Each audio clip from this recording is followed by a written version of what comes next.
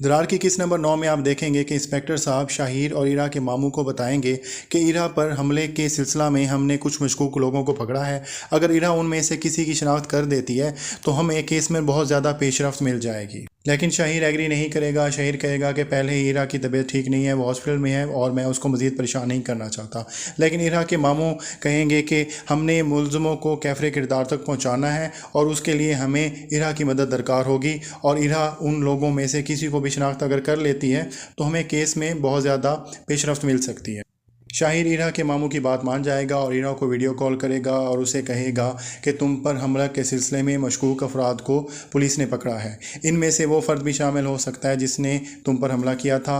पहचानने की कोशिश करो, क्या उनमें से कोई बंदा ऐसा है जिसको तुम पहचान सकती हो जिसने तुम पर हमला किया था। इरा पूरी कोशिश करेगी उनको पहचानने की, लेकिन वो नहीं पहचान सकेगी। वो कहेगी कि मेरे जहन पर बहुत ज़्यादा दबाव है, मुझे ठीक तरह से याद नहीं आ रहा और मैं इनको नहीं पहचान सकती।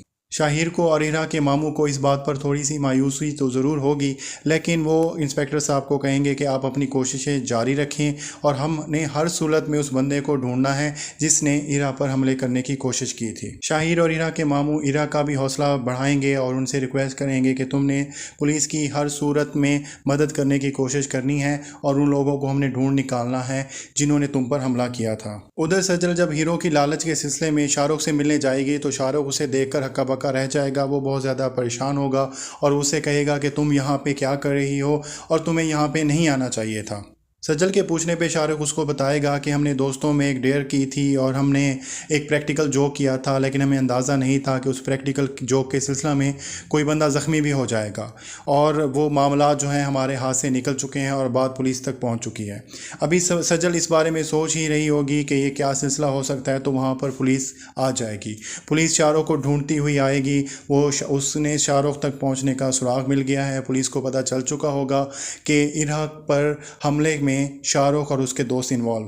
सजल यहाँ पे आकर बुरी तरह फंस चुकी है। वो कहीं जा भी नहीं सकती क्योंकि बाहर पुलिस है। वो शाहरुख से कहेगी कि तुमने किसी भी सूरत में दरवाज़ा नहीं खोलना, लेकिन पुलिस वाले बाहर से धमकी देंगे कि अगर दरवाज़ा नहीं खोला तो हम गोली चलाएंगे, जिस पर डर कर शाहरुख भागकर दरवाज़ा खोल देगा और उससे पहले सजल भागकर दूसरे रूम में छुप जाएगी।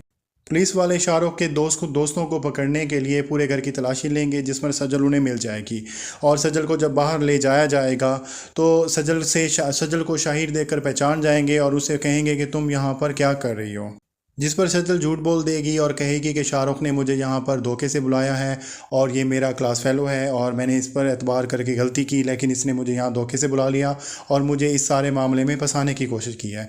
ये झूठ सुनकर शाहिर कुछ हद तक उस पर यकीन कर लेंगे और इंस्पेक्टर को कहेंगे कि ये हमारी अजीज़ा हैं और आपने इनका किसी भी केस में नाम नहीं आने देना। वहाँ से शाहिर सजल को लेकर घर चले जाएंगे।